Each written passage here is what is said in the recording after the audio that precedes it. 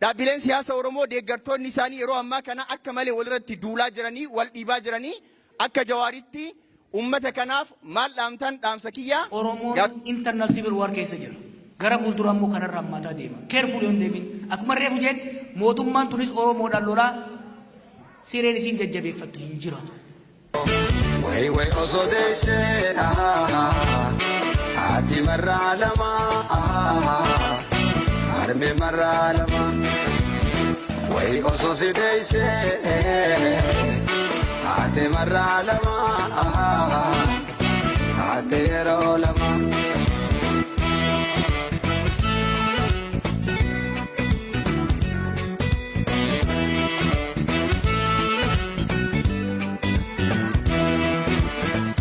Dosonda bin kapsora bidabete kapsora bidabete sabake Oromo damme sujal kabete beloite de bote rakate dabete kapso opsia ogogo opsia gerogo infilera wala rigina bilisuma. Wake up, Roma. Wake up, Roma. Wake up, Roma. Wake up, Roma. If need a mulata do canan doba. Opsi alamigo. Oromia naga, Bali naga, Sai naga. Isinillee COVID irraa haftanii anillee qaallitti makkala irraa hafe baga rabbi nagaa wal wagate.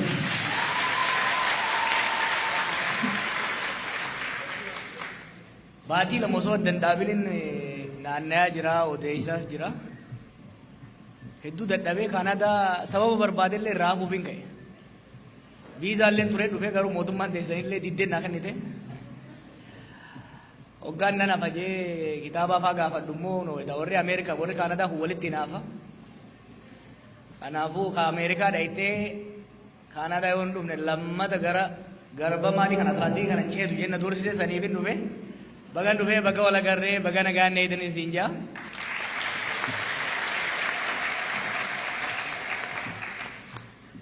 Biyya tana Kaanaadaa yeroo duraatiif biyyi faranjii ani yeroo duraatii dhufe ati Hoolaanditti aanee kan na fakkaata. 2004 dhufe British Columbia. Samboda I think I told you this story many times. 2005 nama tokko biyya tanaa isin beekuun ture. Hoggaan dargaggoo jaarra jennee sochoonu tokko. 2005 in dhufe for Christmas break. Hoggaan dhufe garbii tokko qofaan arge baana isaa dullacha wajjin. Achirraa kaanee I've been coming here every year. Last 4 years I think magaalaan yeroo afurtii deddeebi'e tana qofa na fakkaatti. 2018 osoo biyyatti hin deebiin asin ture. Kompiitara na yaadachiise hoggaa waa sarchii godharra. 2018 yeroo mirkaanni jijjiiramaa ture sani as dhufeetiin ture.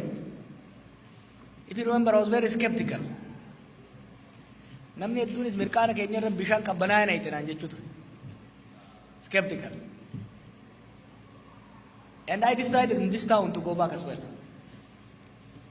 Preconditioning keenya ture sana tundoine murteessine deemne. Then I think 2018 keessa biyya galee immoo biyya irraa hin dhufe. Sababa dhufe illee hin beeku. Wal geenyee marii goone. Marii sana irratti I came again with a very depressed mood. As Toronto hoggaan dhufu yeroo baay'ee namoonni illee seriyousii waan ta'aniif waan seriyousii dubbadha. 2018 yeroo mirkaanni jiru sun maybe December akkasuma fakkaata. Biyyi rakkootti deemaa jirti. Civil War-itti deemaa jirra. Ce'umsi kun gufateera. Hadiida irraa bayaa jira. Qabbaneessa. Hanimuun kun yaadumu. Real business haaseenu jeetu dubbachuu kiyyanii yaadadha. 2019 immoo hoggaa ibiddi hoo'een dhufe. 19 or early 20s, I think, December or akkasii ammallee na fakkaata. Yeroo san immoo yeroo jaraanis wal jeeyinee duulli guddaan narra godhame tokkoon dhufe. guuza hedduu ture. Gaafasis akkam biyyatti deemu sirriitti himeen deeme. Arrammoo dhufne. Warri as jirtan yeroo hedduu akkan jedhutti Osloo fi Torontoon hawaasa buleessa jira. Warra qabsoo Jabuutii, Hargeysa, Mogadishoo, Naayiroobii, Xaaliyaan, Saawudii hunda keessa dabree jira. Kanaaf waan siiriyaas ta'e waliin haasa'uun barbaachisaadha. Haala qabatamaa biyya saniitis, haala gara fuulduraattis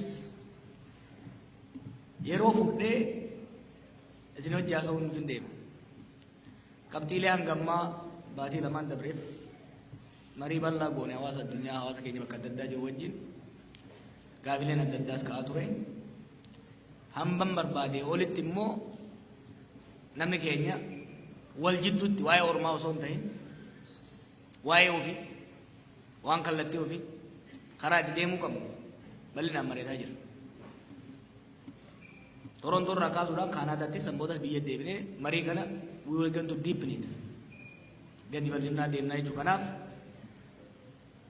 barsiisaa ta'uu dharraa duraanii nu barsiifnellee jeenaa hamma tokko tokko waa'een hangammaa haasa'u lalbii giraafik bifa ta'een mariidhaafis manattis galtanii asittis mariidhaaf bifa ta'uun xiqqoo theoretical waan ta'e empirical waan ta'e xiqqoo tuttuquu yaala. Dhiifama naa godhaa barruu kana barreessaatiin jira. Wanni isaa hedduun afaan Ingiliziin qophaa'e. Konnetti naa godheerta. Qabsoon ammarra jirru tuni bakki ammarra jirru tuni beekuudhaaf if duuba deebilee xiqqoo lallaaluu qabna. Bakki waggaa 50 irraa kaanee fi bakki ammarra jirru dachiif samiidha. Haalli hawaasni keenya keessa jirus haalli biitii sun keessa jirtus addunyaanis keessa jirtu jijjiirama guddaa qaba. Ka keessarraa eegaluun barbaada.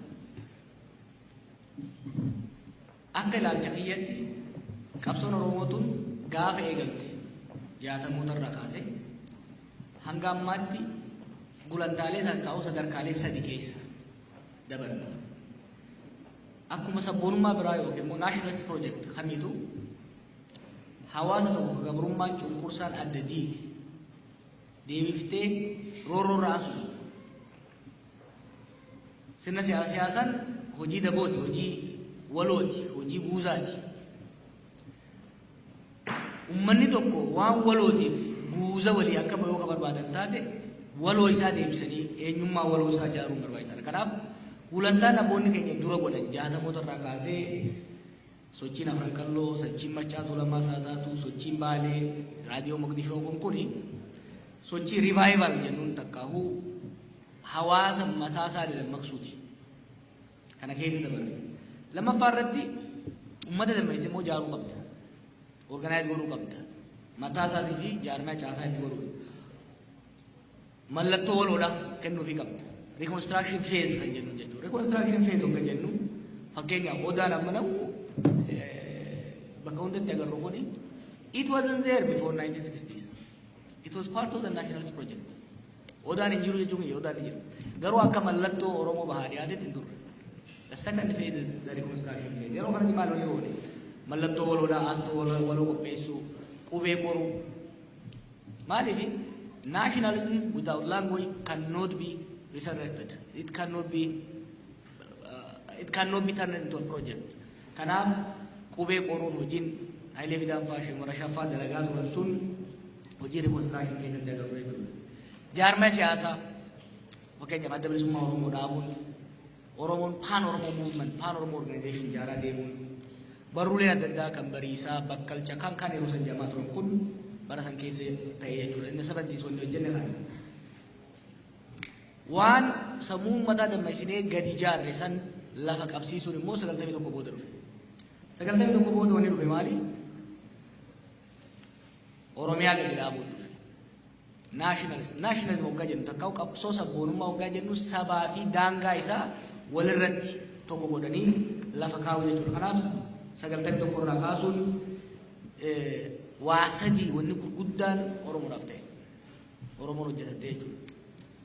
Tokkoffaan afaan barnootaa afaan hojii gochuudha. afaan oromoo afaan barnootaa afaan hojii gochuudha. This is crucial. Why? Sabboonummaan keessattuu carraa guddaa qaba sabni kun. Maas literacy fi mother tongue literacy yeroo tokko dhufe. Afaan ifiitiin barachuu fi bal'inaan barachuu. Isin dheeressu jedhin malee daataa isaa ilaaltan sagaltamoonni yeroo lakkoofsa nama baratu hedduu itti dabalee fi dhibbantaan isaa hedduu itti dabalee fi kan baratu immoo jalqabumarraa ziiroorraa kaasee afaan fiitiin itti baratu waan ta'eef booda waan dhaloota qubee jaamee gulantaa itti aanu kan booda haasa'u kana fiduurratti itti taphate kana jaaruurratti afaan fiitiin barachuun shoora guddaa taphate. Lammaffaan biirokiraataayizeeshinii. Biirokiraataayizeeshinii jechuun Oromiyaa jaaruun bulchiinsa administreetiif biirokiraasiin kun uumamuun Projektii saba jaaruu san hedduu hojjete maal godhe Oromoon bahaadhii akaabaa kibbaa dhufu caayaa takka jalatti regardless of what the system was caayaa takka tokko jalatti jaaramuunsaa eliitiin Oromoo baargeen akka godhu administrative eliitiin malcha akka godhu biirokiraasiin yeroo duraatiif namni Oromoo biirokiraasii keessa hin turre jechuudha Zebanaa Haile Sillaasee tureera yeroo Dargiis tureera garuu waliin hin turre kanaaf uumee jechuudha kabiraan magaalomuudha. Urbanization. Yeroo dheeraadhaaf magaalonni Oromiyaa keessaa akkamitti akka ijaaraman maaliif akka ijaaraman ni beektan. Push factory ture namni magaalatti namni keenya magaalaa galuu xiqqaa ture meebii gara bahaaf naannoo tokko tokko yoo ta'e malee. 84 akka Awurooppaa irraa kaasee keessattuu immoo 91 booda magaalomuun hedduu dabalaa dhufe jechuudha. Kun hundi uummata dammaqee uummata aastaa waloo ilaalcha waloo seenaa waloo deebisee jaarrate. Kana afaan isaatiin hoggaa barsiifte biirokiraasii hoggaa jaarteef dabalatee immoo arbanaayizii hoggaa godhaa deemte konsekwensiin isaa 2018 jechuudha. Kana wanni qorannee 2018 tarsiimoo qabsoo yeroo baafnu wanni guddaan qorannee irratti deemne where are we waan amma isin ijoo kana qoranne 2008 irraa kaasee hanga 2010tti qorannoof karoorri baasaa turre Oromoon akka sabaatti eessa ga'ee jira garamitti deemuu qabaa osoo hin ta'in eessa ga'ee jira kan jedhu advaanteejiin inni qabu jijjiiramni tiraansfoormeeshinii Oromoo keessa jiru maalirraa eeggame yookaan laallee advaanteejii sadii agarree jechuudha. Tokko sabboonummaan isaa firummaa bira dabree aantummaa guddaarra gahuusaa saayikooloojikaal ta'uusaa. Lammaffaa eliitiin biirokiraatik eliit ta'e yeroo duraatii Oromoo keessatti hin marju godhu. Yeroo duraatii biirokiraatik eliit ta'e hin marju gochuusaa. Sadaffaa Oromoon akka dur kan baadiyyaa jiru osoo hin ta'in magaalomaa dhufuusaa wanne jechuudha. Kanaaf qabsoon inni dhufuu kan maal ta'uu qabu? Tokko dhaloota qubee irratti hundaa'uu qaba inni. Lama magaalota jiddu galeessa godhatuu qaba. Sadi biirokiraatik eliit mobilaayiz godhuu danda'uu qaba. Waan sadeen kana irratti hundanneeti EPRDF guutii godhuu dandeenya jechuudha. Now waan sadeen kana irratti deemnee 2018 bu'aan dhufe. Qabsoo 70moota dadammaqsuu yoo jenneen qabsoo 80moota kan 60moota revival yoo jenneen kan 70moota reconstruction yoo jenneen ka 90moota immoo actualization yookiin immoo state formation implementation whatever one you choose yoo jenneen 2018 booda is a new phase. This must be accepted. Experiencing Oromo waggoota afran dabramu keessa deemaa jiru is a new phenomenon, totally new phenomenon. Qabsoo sabboonummaa nationalist project kamiyyuu ultimately state power qabatee amala powerii sanii amala state sanii akka saba sanii ta'utti jijjiiru. State powerii kana yookiin state mataa isaa jaarrata yookiin immoo state jiru qabata. After 50 years of struggle, waggaa 50 erga deemne booda saba dammaqsine, saba jaarre, kan jaarame san lafa qabsiifne aangootti bahuu dandeessu sochiin Oromoo kun jechuudha. Aangootti bahuun qabsoon nu qofa miti. Afrikaa keessattis Eeyyaa keessatti qabsoon bilisummaa hedduu godhan. Tiraajedii dhufa biyya hunda keessatti waan ajaa'ibaati. Qabsoo yeroo dheeraa booda qabsoon sun waggaa aangoo qabatte booda rakkoo keessa seenti. Qabsoo qabachuun dhawaata sadii keessa dabruu qaba ture. Ascendance to power, consolidation of power, and legitimization of power. Aangoo ni qabatta. Aangoo qabatte san ni jabeeffatta kursii irra teessan ni jabeeffatta. Kursii jabeeffatte san halaal godhatta. Legitimize godhatta. Waanin sodaachuu tokkotu Oromoo qunname. Qabsoo ajaa'ibaa amma fakkeenya Gaanaa yoo fudhattan, with exception of very few countries, very few nationalist struggles, hedduun isaanii sirna alagaa ofirraa buusaniit waa lama mudatan. Yookiin sirna abbaa irreetti ba'e yookiin wal waraansa keessa seenan or combination of both. Oromoonis kanaaf boy gochuu hin dandeenye san keessa seennee jechuudha. We couldn't consolidate power and we couldn't legitimize power. Itti aaneetiin itti deebi'a. Kana eegan jee booda santiin deebi'a. Qabsoon Oromoo waggoota 50-60 dabre kana dhawaata afuriin dabartee revival, reconstruction, state formation or actualization, power ascendance in jee. Something strange happened more at the same time. At least qabsoon kuni mootummoota afur regimes namoota taayitarra jiru osoo hin ta'in regimes afur keessa dabartee jiru. Zaman Haayila Sillaaseen eegalte darbuu keessa dabartee EPRDF keessa dabartee amma immoo sirna PP keessa jirti. Maaltu jijjiirame? Maaltu hin jijjiirame? What changed? What continued? This is very important. Yoo gara fuulduraa gadi hin taane kana sirriitti ilaaluun hubachuun barbaachisaadha. Imperial kan jennu sirna Haayila Sillaasee yoo fudhanne Minilik irraa kaasee tarsiimoon ruling classii yookiin immoo warra aangoo irra jiru maali? Keessattuu Oromiyaa fi Kibbarratti warri aangoo irra jiru resource extraction irratti fokas kan godhani. Tarsiimoon isaan itti fayyadamaa turan it was direct rule.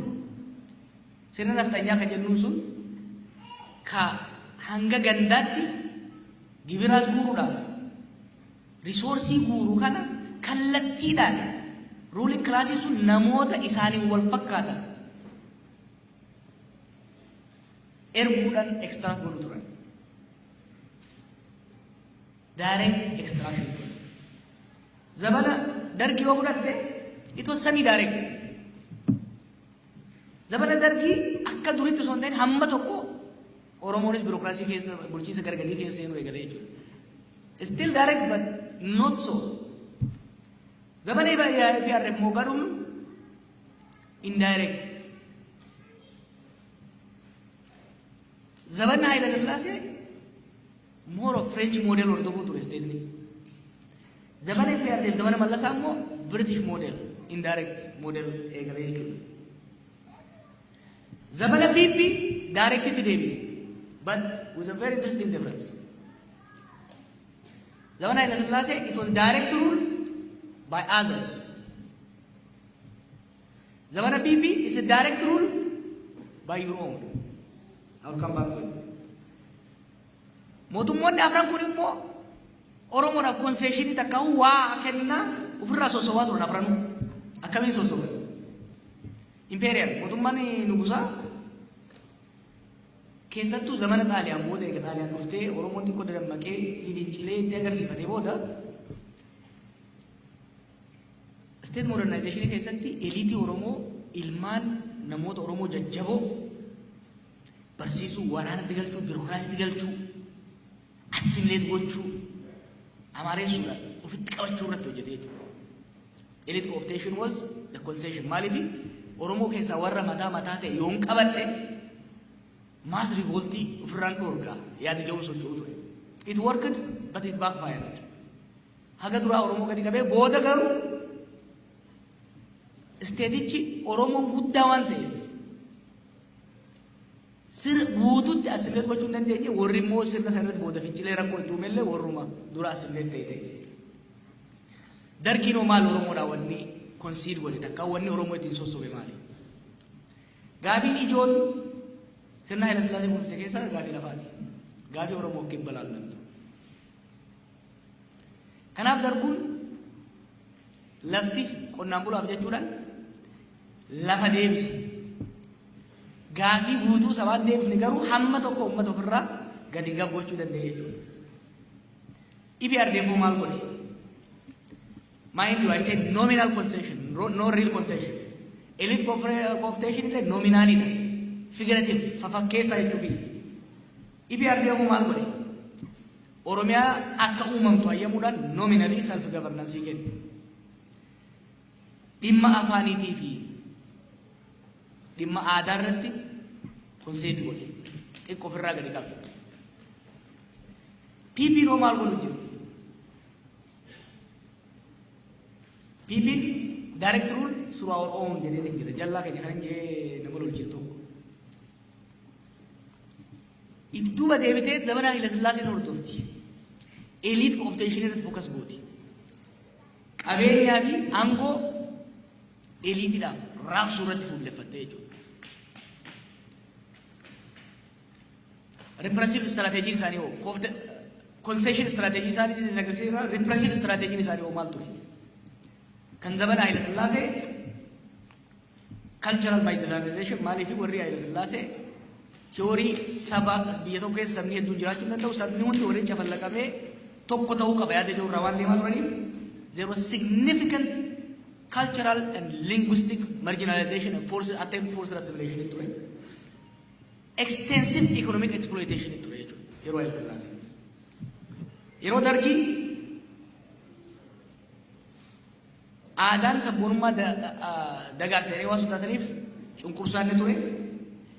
Irra caala Dargiin kan adda isa godhu leadership elimination irratti fuulleffate Oromoo handle gochuudha. Haile Sillaaseen leadership cooptation irratti focus godhe. Hoggan Oromoo keessaa bahu leadership hoggaa jennu kan siyaasaa osoo hin ta'in ka amantii, ka aadaa, ka biizinasa co-opt godhuu sossobuu irratti hojjetaa ture Haile Sillaaseen. Darbuun immoo dhabamsiisuu irratti hojjeta. Zamana EPRDF garee tokkoon massive political domination irratti hojjete. Lammaffaa immoo economic exploitation itti deeme. PP'n immoo guutumatti Oromoo irratti mass repression deeme jechuudha. Jijjiirama kana agartanii miti. Afran jettuutti jijjiirama jira. Wanni tokko garuu jijjiirame wanni ajaa'ibaa. Hariiroon state Itoophiyaatii fi Ethiopian state fi Oromoo hin jijjiiramne. It remained constant. The only thing that remained constant over a period of 60 years. The relationship remained securitized. Maal jechuudha? Zamana Haile Sillaasee nama gammadaa jedhamu tokko yoo fudhattan yoo Rabbi umurii isaa dheeressee waggaa 90 jiraate. Isteetiin Itoophiyaa kan zamana Haile Sillaasees gammadaa akka diinatti ilaalti. Tan darbuus akka diinatti ilaalti. Ka EPRDFis akka diinatti ilaalti. Ta PPs akka diinatti ilaalti.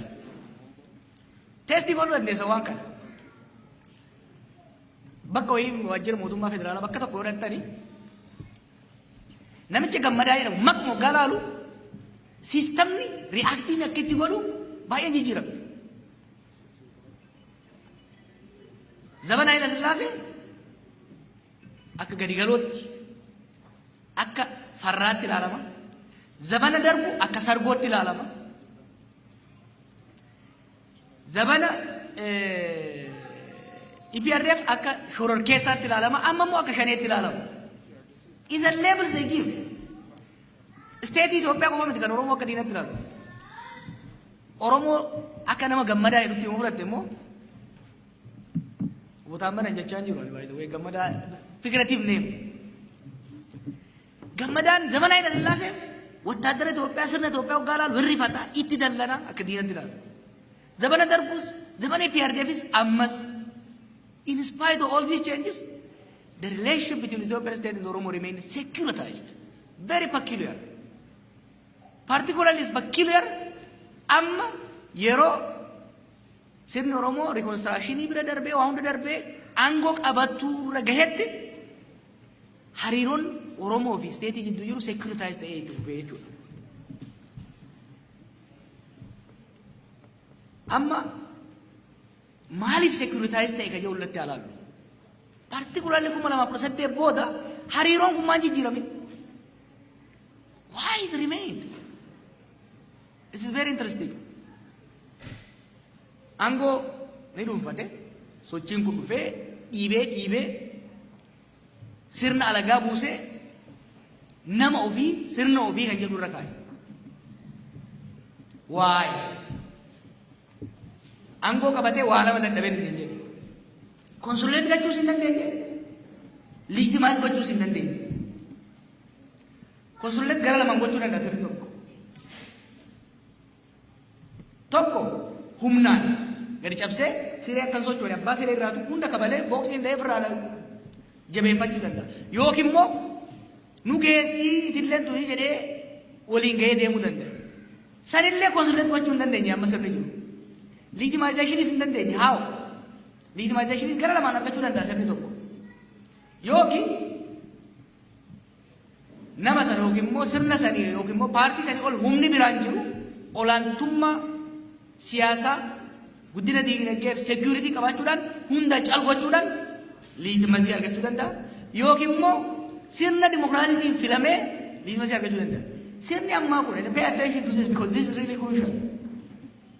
Sirni ammaa kun sirna abbaa irraa cimaas ta'uu hin dandeenye. Dimokiraasiin illee ce'uu hin dandeenye. Why? Maaliif jennee garaalee jijjiiramni dhufe 2018 dhufe kuni it's a result of mass movement. Sochii ummataatiin dhufe. Sochii ummataa shoorri jaarmaa siyaasaa baay'ee xiqqaa ta'e keessaan dhufe. Sochiin ummataa immoo uumama isaatiin sirna ni guddisa, sirna ni jijjiira, harka ni micciira. Aangoo garuu qabatee deemuu hin danda'u. Itoophiyaa qofatti miti, Oromiyaa qofatti miti, Suudaan laalamaa ta'aa jiru. Suudaan haga tokko nuun inspire ta'a. Suudaan isii jirtis. Hamma tokko keessatti warri Suudaan nuun inspire ta'a. Sochii ajaa'ibaa godhanii sirna Bashir nufirraa kuffisan. Waggaa lama gaditti deebi'anii harka militariitti deebi'an. Maas muumentiin poolitikaa jaarmaa poolitikaatiin hoogganamuu dhabuun paawar bookii uumaa sirna abbaa irratti deebi'a. Maas muumentiin gara lamaani. Tokkoffaa ofii aangoo qabatu. Lammaffaa warra aangoo qabatu san immoo eemaruudhaaf. Eemaruu qofaaf miti. Faawundeeshinii illee ta'uu hin dandeenye. Diteelii keessan seenuu barreeffama isaanii dubbiftan. Lammaffaa kana Oromoon amanuu qabu. 2018 akka jaarmaatti osoo hin ta'in saayikooloojikali osoo hin qophaa'in taayitaan aangoon harka keenya bu'e. Nu warra mormituu keessa ture dhiisati ijoolleen amma aangoo harka qaban aangoon erga harka seenee aangoon harka isaanii seenuu namanne. Oromoon akkaataan itti kondiishin ta'ee gammaa deeme sirnaan loluu sirna irratti qabsaa'uu qofa waan ta'eef sirna taligee sirna saniin rakkoo ofii furachuu. Exercising power has been new to us and continue to be new to us. Amma learn what baracha de major. The fact that power is new to us. Bulfamu male wal bulchines kabras bulchine warin bainef that daqinsi lack consolidation if legitimization mudade. Kabira extremely high expectation without sufficient preparation. Mirkana kumula percent leture galaltan probably only can be blamed. How we gammachu fedi wagga shantama booda bakka tokko geenya kajew nus even sabni biralle mirqaan guddaa keessa ture. Qophiin psychologically, organizationally, strategically nuti qabnu garuu baay'ee xiqqaatu. Sagaltamii tokko illee rakkoo kana nu mudate. Rooba guddaa guurii ijaarte maagada baaftee roobni guddaan ati neegii yoo sin roobe maaganni xiqqaa yoo ta'e guuritti seenuu deessi dachii jala balleessaa jechuudha. Nullee kan turre dhufe. What's the consequence? Consequence is a mismanaged transition. Yookiin immoo ce'umsa intelligent ta'ee jechuudha. Oromoo keessattis contradiction wal dura dhaabbannaa wal faallessaa cimaa uume. Amma lolaa kuni bu'aa wal dhibdee siyaasaa 2018 uumame jechuudha. Qophaa'uu dhabuun keenya maal fidee internal fidee san qofa miti.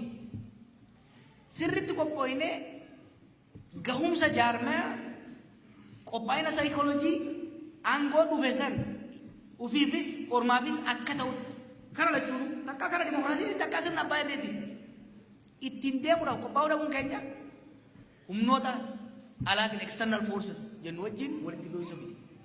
Civil war amma Oromoon yeroo ammaa civil war lama keessa jira. Tokko wal jidduutti lolaa jira. Lama Oromoo wajjin wal lola. Contradiction kanatu gara lolaatti ce'ee jira. Legitimization irratti sirna abbaa irree ta'uu barbaadan warri amma jiran.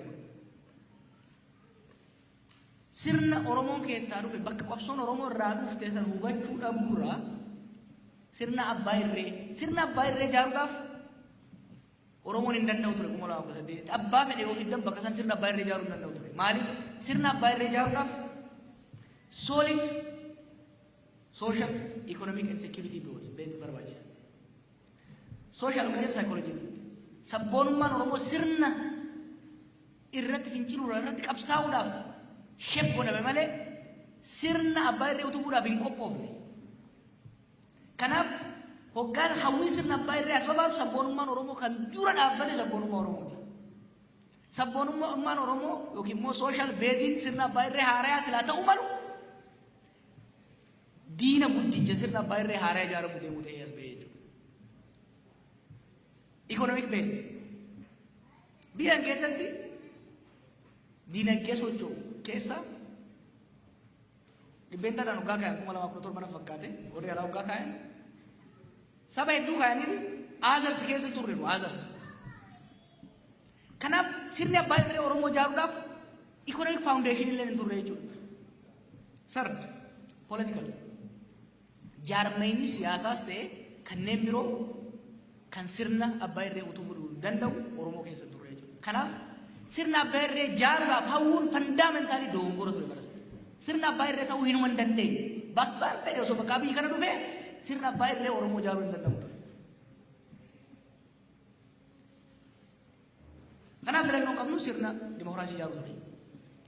Sirna dimokiraasii ijaaruudhaaf ammoo tokkoffaa dursinee elite consensus ijaarame akkasiin qabnu. Lammaffaa hawwiin ambition, individual ambition factional Oromoo keessa jirus rakkoo uume jechuudha.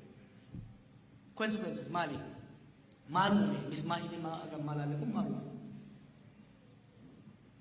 Yaaliin humna hin jirre, let me emphasize, humna hin jirre sirna abbaa irree humna siyaasaa, humna waraanaa, humna diinagdee reefu kan siyaasaatii fi kan diinagdee isin himeen jiru. Sirni security biyya san ture yookiin sirna security cimaa ijaarranneen dhufne yookiin immoo osoo sirnicha security jiru san guutumatti hin dhuunfatee sirna abbaa irree ijaaruu yaalle. Kanaaf bakka sirni security, diinagdeen, siyaasaan sirna utubuu danda'u hin jirretti sirna abbaa irree uumuu ijaaruun jarjaruun nu jidduttis ollaa wajjin walitti buuse. Internally maaliif walitti buune?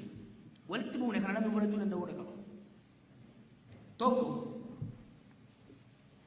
yoo yaadattan gaafa biyyatti galee haasaan godhe keessa saffisaan sochii kana resistance irraa gara governance jijjiiruu qabna.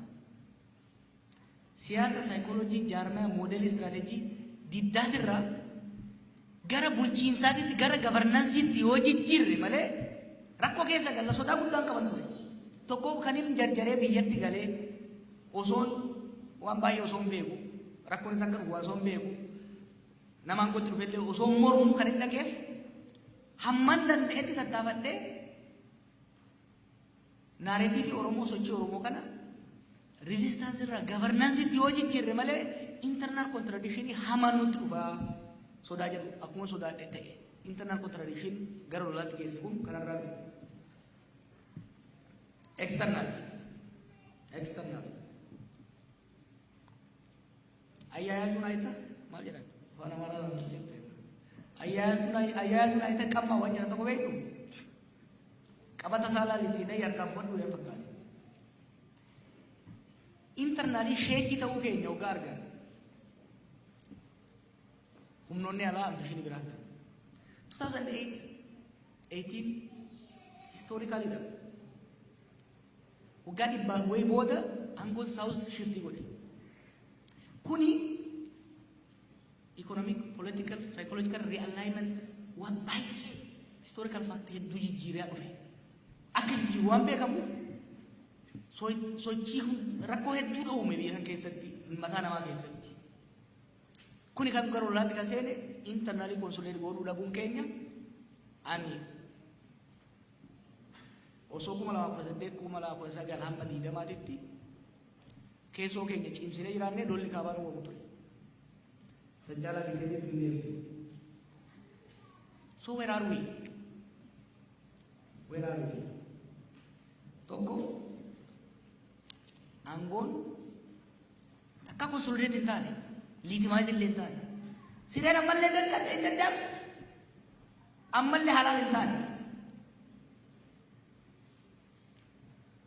very dangerous situation keessa jirra. Kuni maalitti uume siree dadhabdu ka halaal hin ta'in gara wal waraansa hamaa biyyattii geesse jechuudha. Haalli kun warra aangoorra jiruufis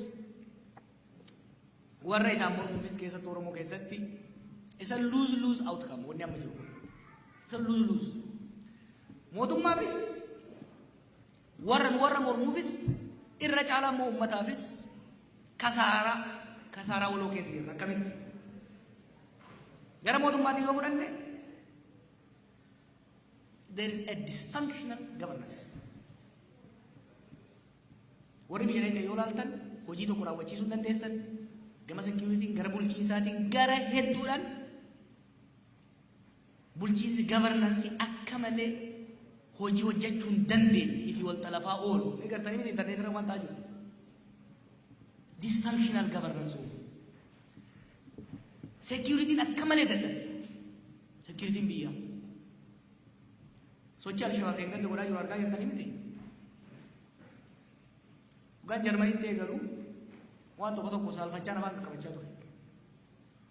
Humnoota hedduutu alaa fi keessaan humnoota hidhatan humnoota violence hedduutu dhufuu deema jee kan immoo waachaa turee fi biyyi securitytiin isii state securitytiin akka malee dadhabe akka nama immunity isaa dadhabeeti. Dhukkuba xiqqaaf guddaa ka qilleensaan deemu ka bishaaniin dhufu ka seetanaa hundumatu qabata nama akkasii. Itoophiyaas wanni mudate weak security apparatus uumamurraa kan ka'e hamma kiiloomeetira 100 wayiitti seename waa'ee rakkoo wal waraansaatiin humni jiru guddaan yookiin Tigraay jira yookiin Oromiyaa jira daangaan gara biraa banaadha jechuudha. Diinagdee kufaa jiru qabna. Diinagdeen kufaa jiru ka baasiin isaa akka malee dabalaa jiru ka galiin isaa saffisaan hir'ataa jiru keessa jira. Kana keessaan immoo at least zamana Mallasaa yoo fudhatte it was a developmental step. Corruption guddaa jira, saamichi guddaa jira. Haa ta'u garuu diinagdeen guddataa ture, investmentiin dhufaa diinagdeen guddataa ture. Zamana dargii yoo fudhattan expenditure takka baasiin guddaa jira.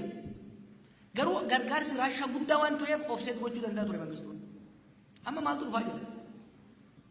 Tokkoffaa baasiin isa waar ekonomii baasiin guddaadha. Lammaffaa galiin alarraa argamu baay'ee xiqqaadha. Wanni kana hammeessu immoo maali beektu? Eliitiin aangoo gubbarraa amma gadiitti qabatee jiru isteetii kaamchar godhee kan jiru it's unproductive. Hojii bulchiinsaa gaarii hojjetu imaammata gaarii baasuu hin danda'u. Maaliif sirnichi akkitti diizaayin godhame 91 irraa akkitti fidan incompetent namoota ta'an.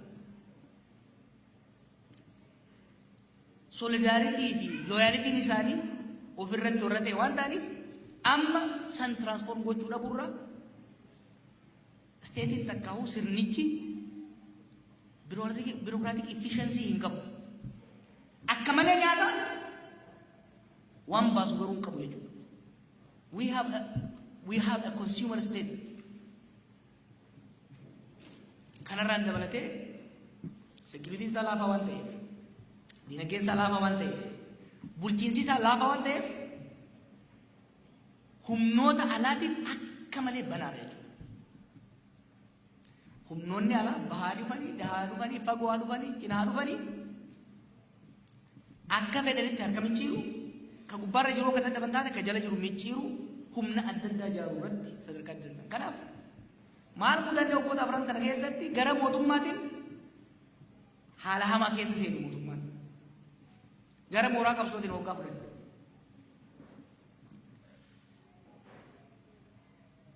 Qophaa'uu dhabuu keenyaan keessattuu hamilee fi hawwiinii fi dadammaqiinsi mirqaanni qabnuu fi qophiin keenya waan waliin gitiniif rakkoon uumame caba hamilee hama galchee jira jechuudha.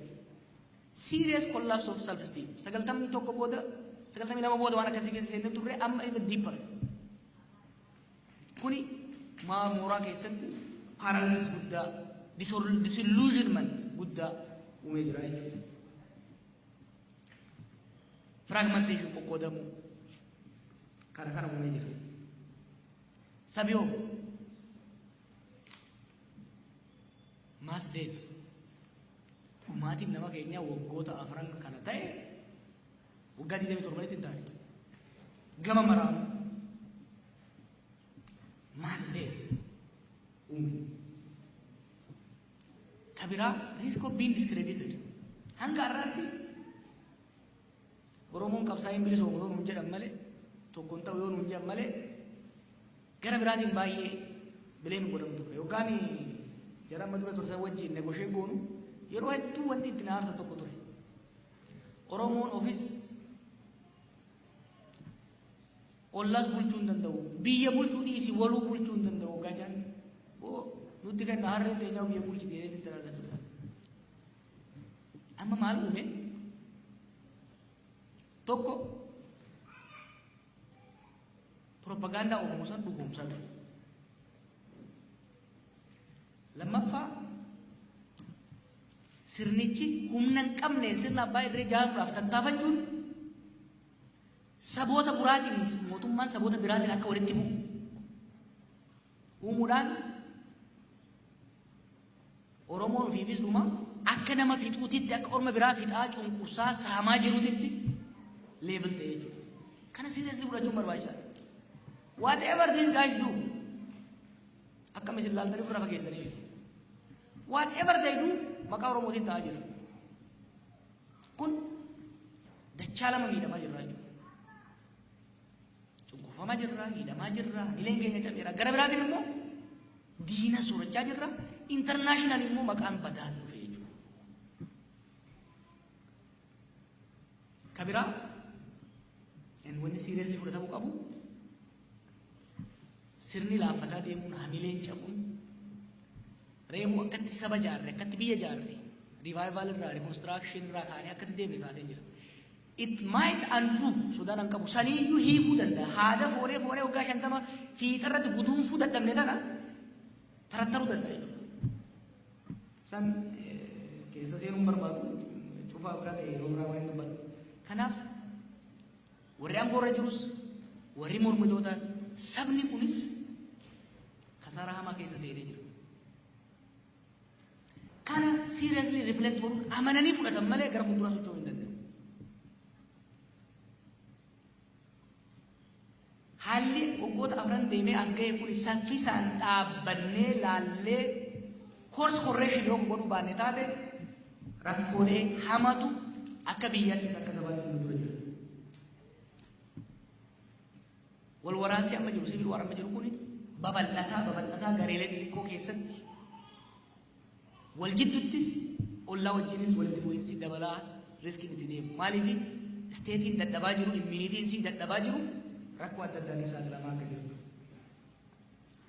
Kufaatiin biyyaa ani kufaatii bilbilinaa miti jechaa jiru. Kufaatiin biyyaa diigamuun sirna state collapse. When I say state collapse is not just federal. Regional state level collapse uumamuuf qarqarra jira biyya sanitti. Kabiraa increasing internationalization of domestic affairs. Ilaala waggaa afran irraa dhimmi Itoophiyaa sabootuma Itoophiyaa fi eliitii namoota muraasa dhibban keenya hedduu ture. Har'a humnoota hedduutu harka keessa seenfachuu danda'ee jira. Siyaasaan waan badeef, diinagdeen waan badeef, cinaani laafina diinagdee keetiin sitti seena. Cinaani baniinsa sekiriitii keetiin sitti seena. Cinaani wal dha'uu siyaasaatiin wal sitti seena. Kun immoo rakkoo uumuu qaba. Civil war takkaa wal waraansa wanni jennu kuni wal waraansa dur riphee lolaaf mootummaa jidduu godhamu. Bakka wal waraansi jiru kamittuu keessattuu biyyoota guddatan keessatti domestic actors warra biyya keessa wal waraan, external sponsors warra alaa deeggaru barbaachisa. Maaliif Afrikaa keessatti qawwee ati tolfattu Oromoo sitti kenna. 91 booddura yeroo Cold War san humna lama yookiin sadii wal lola alarraa humnuma lama deeggartu. Amma keessattuu naannoo nu jiru san keessatti biyyoonni diinagdee walakkaa middle income gahan ka qabeenyas qaban kan ammoo bolola takkaawu hawwii regional ta'e humna isaaniitti ol ta'e qabantu jira. Ka ofiin socho'an ka abbaan fedhe deeman. Adaduma humni alaa si gargaaruu danda'u takkaawu sponsor godhuu danda'u heddummataa deemuun biyya keessaa isa waluu danda'u heddummataa deemu. Na dhagaa. I say this because I feel what comes to gara fuulduratti. Wanti amma dhiyoo kana baattii dhufe kun sirriitti ilaala. Tokkoffaa akkaataa itti Al-Shabaab seete. Lammaffaa akkaataa itti saffisaan Oromoodhaan walitti hidhu godhan. Agartanii miti? Nama tokko argatan nama tokko. Afaan Oromoo kan dubbatu Oromoo qofa miti beeku. Waa'ee Oromoo qofa afaan Oromoo dubbatu. Naannoo sanitti immoo sababni ta'u haasa'e. Immediately jechuun afaan Oromoo lamaa sadii waan ta'eef Oromoodhaan walitti hidhuuf akka itti yaalan. This increasing internationalization should worry ummata Oromootii fi qabsaa'ota Oromoo. Furmaanni maali? We can disagree karee turratti. Garuu hayyuun Oromoo, beekaan Oromoo, hoggansi Oromoo waca dhiisuu qabu. We are in serious business, we are in serious danger. Dangeriin Oromoon har'a keessa jiru kan jahaatamoota caalaan.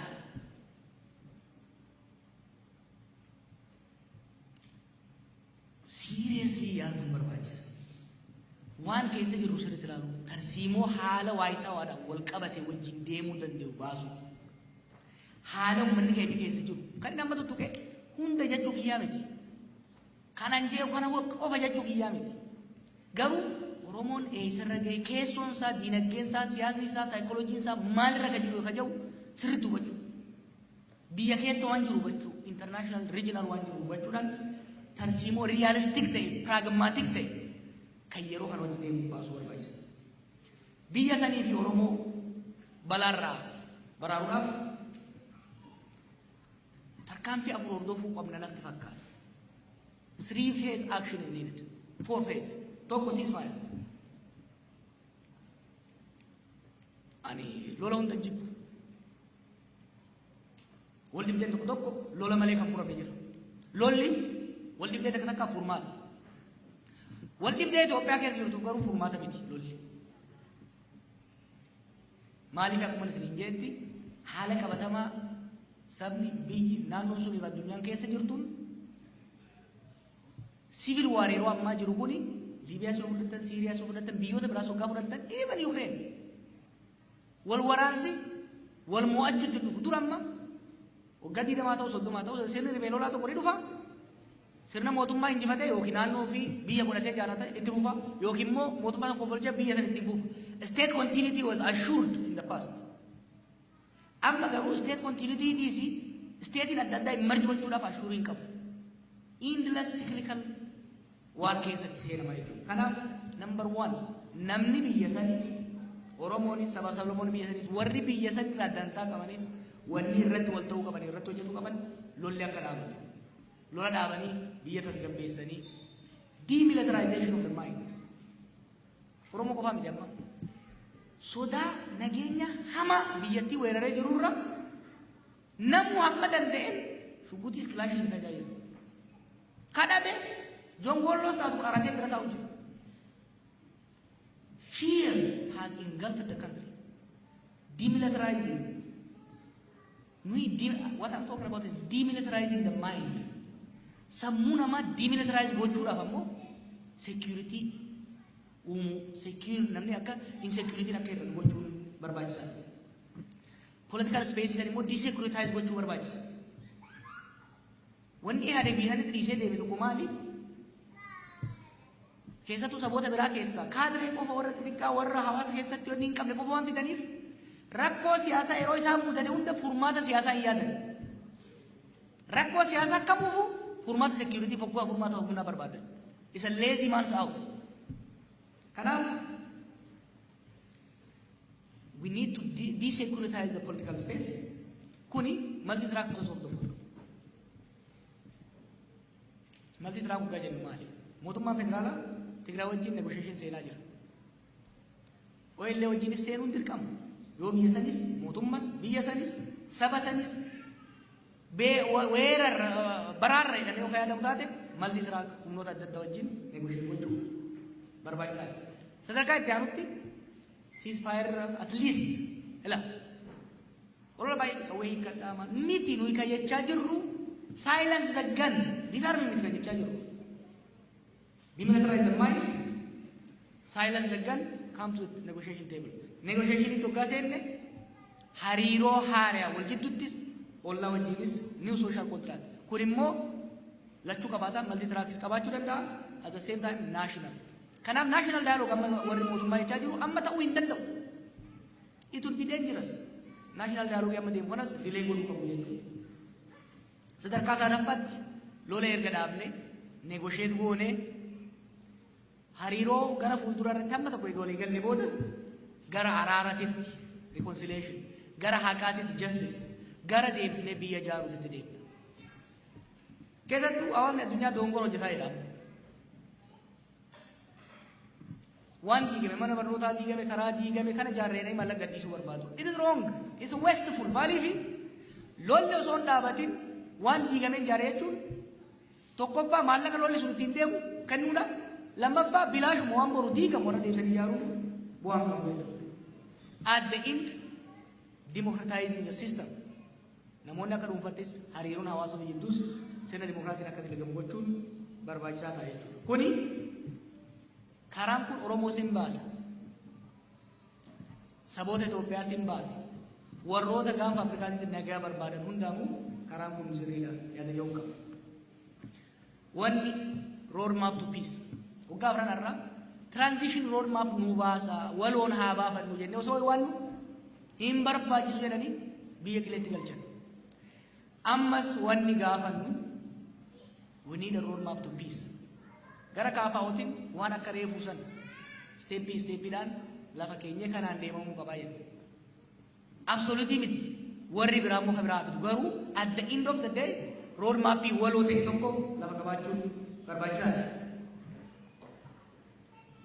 Road mappii nagayaa sabboota transition road mappiitti deebina amma waa'ee transition haasa'uun baay'ee ulfaataadha maaliif rakkoo keessa jira. This will be important to save the state federaalaatii fi kan naannoo save gochuudhaaf injifannoowwan bu'aalee hagammaa argamanis argachuudhaaf bu'aa qabaa jechuudha.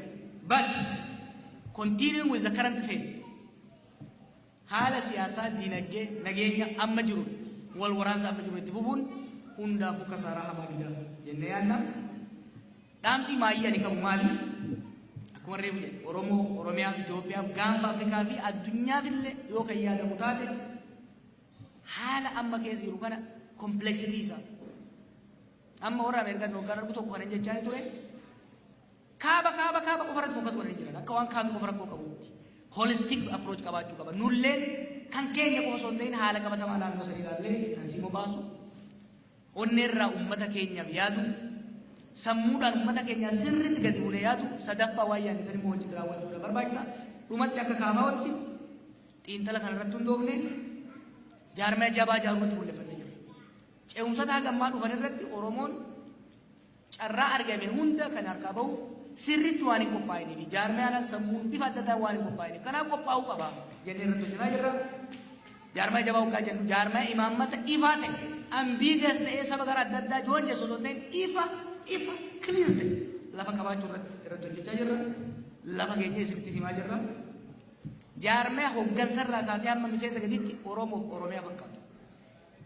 Diversitiin Oromiyaa seriously fudhatamuu danda'uudha qabu. Diversitiin Oromiyaa seriously fudhatamuu qabu. Jaarmee akka duritti yeroo ammaatti uummanni dammaqee jira. Akka duritti hashaashin deemuu danda'u uummanni kun. Oromummaan faawundeeshinii cimaarra akka dhaabattu. Injifannoonni gara fuulduraa argatu. Akka jalaan saamamne akka hin diigamne akka walitti hin buune yoo barbaadan taate jaarmee Oromiyaa fakkaatu jaaruu. Sadaffaa hoggana ititaa fi bilchaata ka qilleensa wajji daddaabu osoo hin taane ka hoggaa harkadhaanii mirkaan osoo hin taane ka hoggaa itti iyyan baara osoo hin taane waan sabaaf hin ta'a jedhu ejjennoo paartii isaa qabatee socho'uu danda'u gubbaa magatiin jaaruu irratti kan ammoo namoota laallee adda baasuudhaan san immoo gahumsa isaanii leenjiidhaan kaasuu irratti hojjetaa jira. Sadaffaan tarsiimoo fi tooftaa waayitawaa ta'e pragmatic realistic ta'e baasuu irratti sadaffaa biyya bulchuuf waa lamaaf hojjechaa irraa akka kafaa'utti tokko biyya baraaruu irratti hojjechaa jira. Biyya hoggaa jennu Itoophiyaas Oromiyaas baraaruu irratti shoora guddaa taphanna jennee taphachaa jira tokko. Lammaffaa biyya bulchuuf qophaa'ee jira. Biyya ni baraarra, biyya ni bulchu. Biyya bulchuudhaaf baraaruu qabna. Baraaruu irratti sirriitti hojjechaa jira. Dippiloomaatikalii keessa deemnu hojii gaggaarii hojjechaa jirra. Hojii babbareedaa Awurooppaattis Ameerikaattis biyyattis we are leading.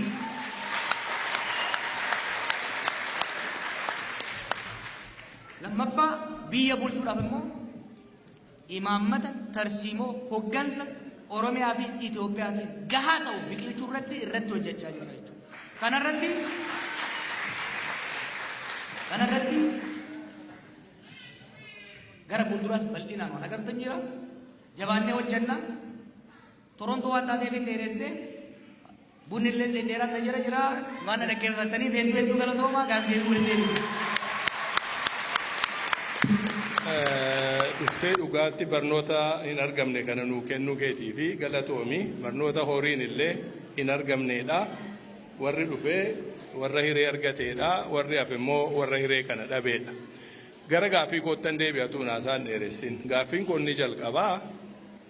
Akka koreerraa dhageenyetti har'a ganama utuun ta'inii sa'a boodaa walgayii Oromo Study Association OSA irratti qooda fudhatteeti galgala dhuftaa kan jedhu ture.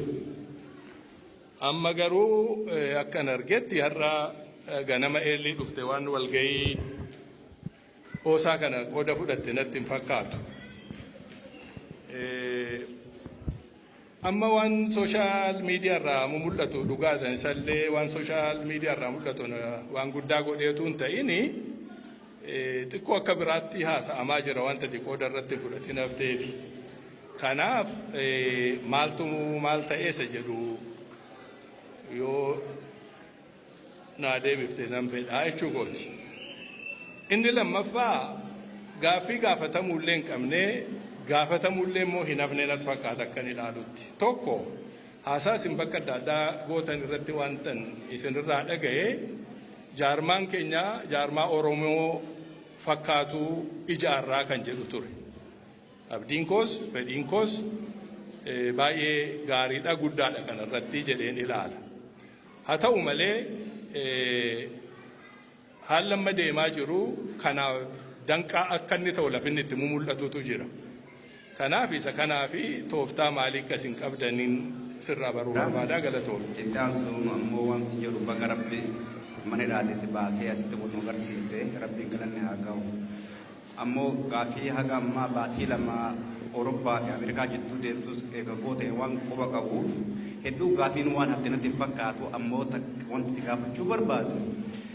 Akka tuu yaadattu waa'ee qeerroo irraa si gaafachuu barbaada beekte wanti qeerroo irraa si gaafadhu qeerroon dhugumatti abbaa kennaa si jedhee san keessa warra qeerroo nullee irraa qooda qabna jiru keessa harka leencaanan qabu si akkuma biyya galtan qeerroon sun dhugumatti waan xiqqoon dalayne yoo ka yaadattu taate waraanni dargii ka Afrikaa sodaachisu Tigree kuffifte. Tigree san qeerrootu qawwee malee kuffiseen yoo yaadattu taate waan san akka mataa keetis yookaan ammoo warra dhaabbii wajjin jirta wajjin akkami qeerroo kana gara wannaa irraa gara dhaabaatiin jijjiiruu dhabdammoo maaliif akkamitti diigamuu isii qeerroon kun akkami akkasitti diigame sun san sirraa barbaada. Kan biroo mootuu akka maaksaatti wanta akkasii dhaamaa beektaa jiru obbo Johaar. Dhugumatti namoota jira beektee muslimaa daadhii dhuga. Daadhiin beektuun xajii yookaan dhugaa namni kun dhugee kana sakaraanee odoo kan deddeemu booda biyya arabaa deemeetiin toobate wannaa kana beete nin gabaabsaa beete toobateetumaan booda hajjii godhee toobatee gale eegan galee booda akkuma amma Awurooppaa fi Ameerikaa keessa olii gad deddeemtu kana magaalaa nin gabaabsamine magaalaa keessa jiru kana keessatti beete inni kun osoo deddeemu mana durraa xajjii dhugusan ga'e bira ogoogaa'u dhaabbateet bitaa mirga lallaalee usseen mana sana. Hedduu si galatoofadha hayyuu keenya Jawaar. Alo hin dhagamu. Okay. Silaa akka jaalalaati duruudhaaf kaniita. Ani ficaalaa sin jaaladha. Ficaalaa sin jaaladha ture. Ammallee akkasuma. Akkas waan ta'eef gaafin kiyya bal'oodhaa miti. Yeroo ammaa kana biyyatti 50-50 gubbaa irratti na fakkaate adda faca'uudhaaf rabbii beeka laakiin booddan kana akkan gartee miidiyaadhaa dhaga'utti about 56.6 billion dollars irra jira biyyarra sanirra wayyaanin 28 million dollars biyya dhiistee biraa deemtee jechuudha. Sanirraa cinaa isiidhaan nyaattee kaan biyyarratti wanni manatti ijaarrattee jirti jechuudha. Kaan akka gootes hin beeknu jechuudha. Innaa gaafin kiyya maal asitti biyyi kun 50-50 irratti jee yoo adda citte this 56.6 billion dollars eenyutu itti gaafata yoo adda faffacaate. Gaafin tiyyatanumaa kabiraa kafaa'oo karaa gartee itti meesseessitaan yoo jiraateen kadura kata wana Jawaar si jaalanna kana dubbachuudhaaf yeroo kiyya gubuun barbaadu an kan dhufe biyya Egypt magaalaa Kaayiroo irraa achi hoggansa kee jalatti qeerroo gurmeessaa waa hedduu dalagaa turre yeroo hedduu carraa warri biyya alaa jiru akka Oromoo Kaayirootti argachuudhaaf carraa warri biyya alaa argate kana argachuudhaaf yeroo baay'ee Kaayirootti si affeeruudhaaf yaallee turre garuu nu milkoofne kana jechuudhaani Oromoota Kaayiroo bakka bu'ee hedduu akka si jaalannuuf hedduu akka si kabajnu si ibsuu barbaada. Itti aansuudhaani gara gaafii kiyyaatti ce'a. Gaafii kiyyaa akka dhaabaa hoggansa KFO'tti si gaafadha. KFO'n qabsoon inni uf duratti gaggeessuu deemu qabsoo akkamii? Qabsoo hidhannoo maleessa, qabsoo karaa nagayaa, qabsoo hidhannoo maleessa kan warraaqsa uummataa dabalate moo akkuma paartilee kamiitittuu yeroo filannoon dhufe yeroo isaa eeggatee dorgomee sagalee ummataatiin aangootti ol ba'uu barbaada.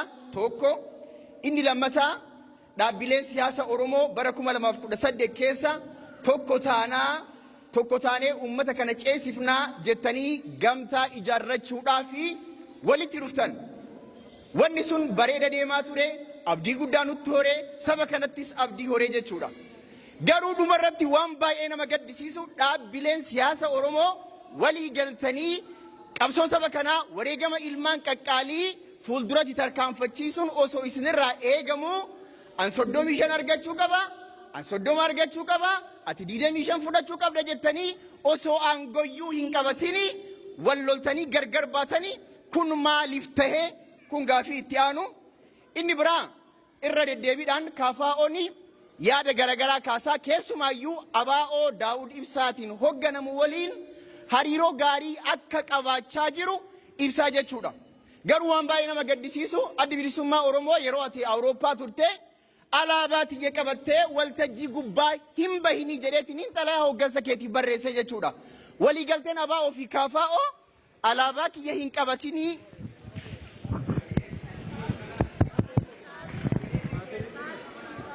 Difama daqiiqaa sadi caalan haasa'u.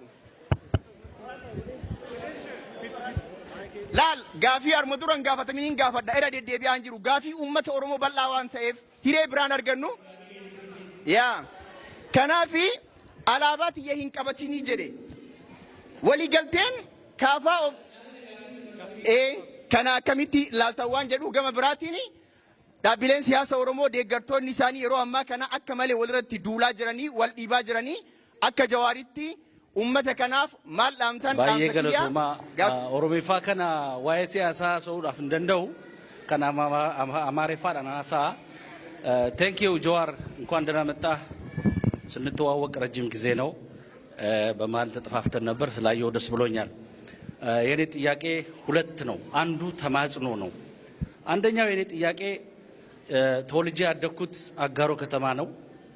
የ1985 የኦነግ ሰራዊት የመጨረሻው የተደመሰሰው የጠፋው አጋሮ አካባቢ ነው። ጌራ ላይ ነው። ያ ሰራዊት አንድ ክፍለ ጦር ይሆናል። ከ3000 እስከ 4000 የሚሆኑ የኦሮሞ ልጆች በጀነራል ሀየሎም አርያ ጦር ተደምስሰው ጠፍተው ሞተዋል። የነዛ ልጆች ደም ማን ነው የጠየቀው? በየትኛው ሪኮንሲሌሽን ነው አሁን ያለው ኦነግ ሸኔ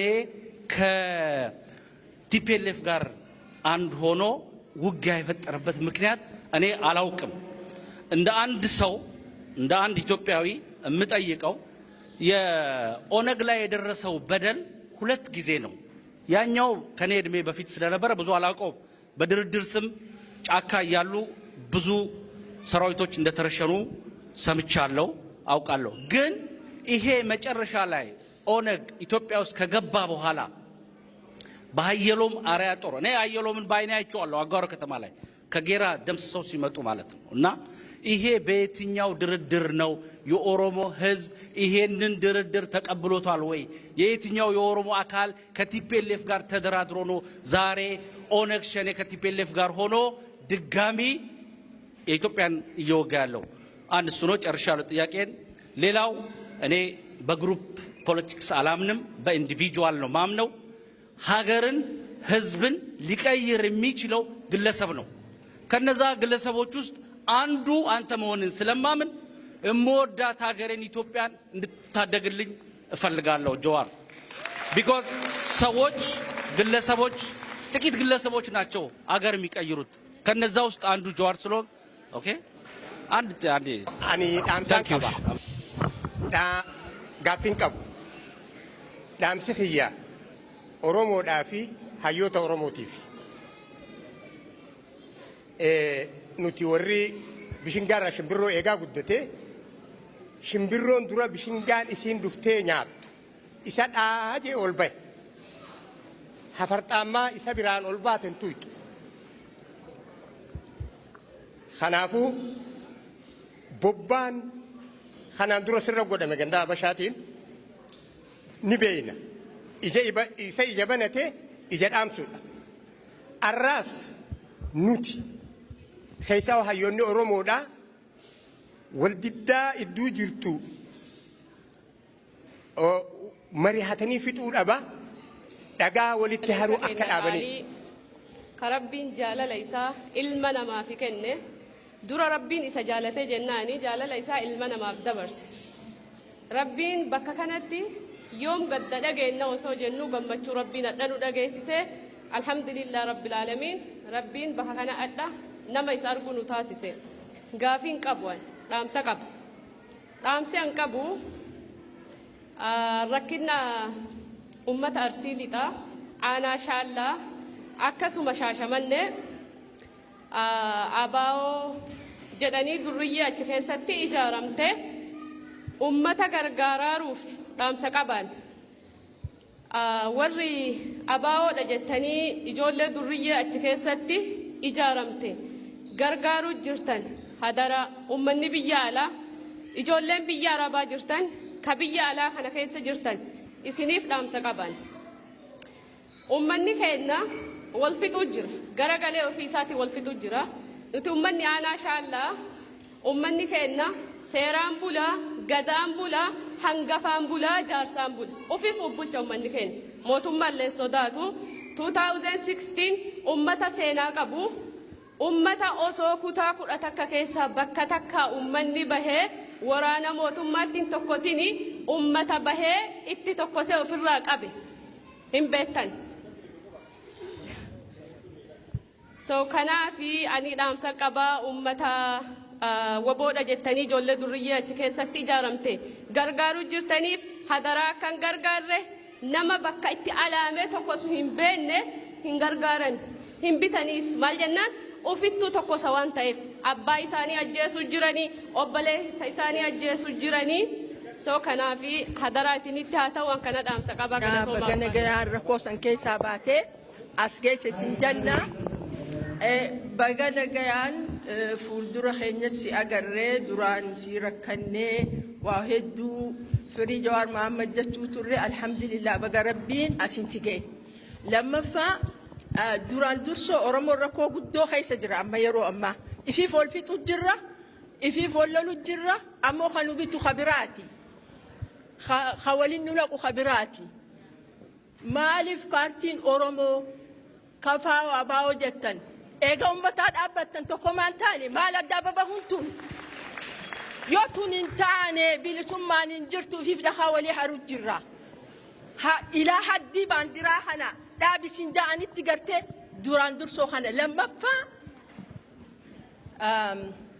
jaarmaa maaliif hin jaaramne nuti dila deemtan kana Oromoon naannootti maaliif hin jaaramne akka Amaaraa naannoo ani Oromoon dirree dhawaa keessatti gandatti ijoollee walii gabbaatee hanga adawwii walirraa dhorkitu ishii dhahaa walii haran wal quban qaban haa jaaramtu kanarra dalagaa tokko tahaa isinis achi achiin dubbachaa oolla malee wanti irratti beellamni qabamee ture. Kanaaf hedduun cinqabe maaliif qobeeta mucaa kana eegala ta'e guyyaan guutuu guyyaan biratti dabarsee jiru yaaboo hin danda'u jennaan nu tuffatee jedhanii waan adda addaa kaanan jaarmaa na guddise kana keessa guddadhe na tuffate naan jechuun hin ta'u jeetin haadha Oromootiinis wal morminee bakka sagantaa kana ani guyyaa jimaataa mucaa dabarsee har'a qophatti bakka hin jirre kabajatu jira Oromoon tole jedhanii jechuudha. Kanaaf eega akkas taate ka Oosaa ganama dhaqee meebii sa'a booda Torontoon dhufa jedhee filaayitii iyyuu muraddeetiin ture ka sa'a booda dhufu.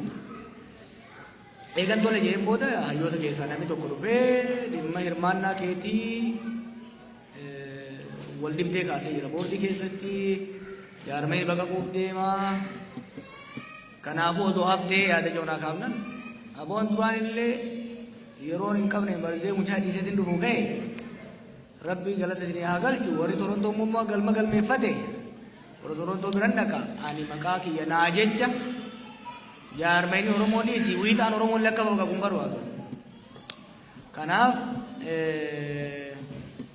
yoo haftee wayyaa withdraw godhi naan jennaan withdraw godhe jechuudha malee waan biraatiin miti ani yoon argames nan gammada. Kanaan qabatee wanti sooshaal miidiyaa irratti kanatti jettee fi ani wanti sooshaal miidiyaa kun meebii niin dulloomee isaan hangalu.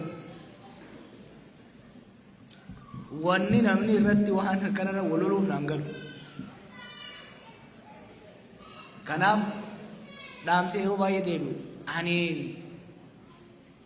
ani waardiyyaan barbaadu ani fi danda'a arraba ajaa'ibaatiin qaba. Na bakka buutanii nama arrabsina. Nama bakka buutanii nama na sagaaroon seenina. Nama na dabre akkaan itti furraa deebisuun natti beeka. Namni maqaa kiyyaan jaarmaa Oromoo biraa dhiisi nama biraa saba biraa irratti jaarmaa biraa irratti iyyuu I don't want anybody to defend me. I've clear track record bar. Ambar Oromoo keessatti gochaaniin beekama jechaanii miti. Wanni Oromoo dalagaa ulolli oofame maqaan Jawaarii Xuraayaa maqaan kiyya Xuraayee huccuu gimbanyaa fakkaataa bar amma booda bakkitti maxxanu kabiraan jiru. So kanaaf ani Oosaarraa isa haaraan qabu jaarmaan keessatti guddadhe gara fuuldurallee irratti naasea garuu naa jecha namni lamas akka waliin muufatu waan hin barbaanneef lakkii ati hafuu wayyaa jennaan tole niin hafaa jeetin irraa fi kanaan hin hafee jechuudha. Ka haalli amma jiru jaarmaa cimaa jaaruudhaaf ni rakkisa dhugaa ni rakkisa ulfaataan hoggansa nu jalaa hidhuun ajjeesuun biyya baasuun itti fufu garuu wanni itti jiru qabsoodha malee daansii miti jechuudha. Kanaaf akka kaafaa'utti tarsiimoo adda addaa hoggana keenya ittiin tinnimnu ittiin tikfannu ni qabna ni yaalla garuu hoggana wareegama qophaa'e dhaadannoon ni qabnu kaafaa'uun hin baqaquudha hoggana roorroo hin dheessine roorroo farqam kennine hin bitamne biyyaa'is hin dheessine wareegama barbaachisaa hidhaa isaa taatu du'a fudhachuudhaaf qophaa'e qofa ofitti qabannee deemna jechuudha. Kan hoggaa seensu kanan deemu. Kanaaf itti milkooyna jenneeti. Jaran hidhaas sodaanne, du'as sodaanne, maqaballeessii sodaanne jennaan namni mana galee taa'uudha. Nuti kana itti namannu jaaruu itti buufnaa jechuudha. Waa'ee qeerroon wal qabatee kaka'e. Ela waan har'a guyyaa kana reefu an dhiyeessaa ture sirriitti hubadhaa cinaa irra dibeetiin dabre. Wanti Oromoon waggaa afran kana keessa dabre saffisni isaa gadi fageenyi isaa kompleksitii isaa kan waggaa 40 san duraa ni caala. Changes were so fast, so complicated, so traumatizing. Kabiraa dhiisii ajjeefamuun haa caalu Oromoo turaamaa guddaa keessa galche beeka. Kuni qeerroo irratti dhiibbaa guddaa fide jedhu. Qeerroon bakka afur jira, bakka afuritti adda faca'e waggaa afran dabre kanatti. Hedduun isaa ni wareegame. Hedduun isaa bosona gale. Hedduun isaa mootummatti gale. Hedduun isaa ni riphee. This is fact. Fact dhugaadha jechuudha. Fakti qofa isinitti himamu. Propaganda miti. Bakka afuritti adda ba'e qeerroon 2014 irraa hanga 2018 sirna sarraasee harka kennachiisee jilbiiffachiise suni maaliif bakka afuritti bakka ga'e jechuudha. Tokko ni wareegame. Bosonatti gale. Bosonaa fi walirratti qabatee jechuudha. Ni riphee. Probably irra jireessi ni riphee. Gariin mootummatti gale. Ka mootummatti galallee hin balaaleffatinaa. Experience in Oromoon amma keessa deemaa jiru, it is unique and new to us. I plead with you to appreciate this change. Maaliifi humni hedduun amma waraana keessa jiru, siyaasa keessa jiru kuni bitamee qofa garaa qofaaf miti. Dhugaa haalli dinagdee qaroominni jireenya hedduu qabsaa'ota hedduu nuti beeknutu bara.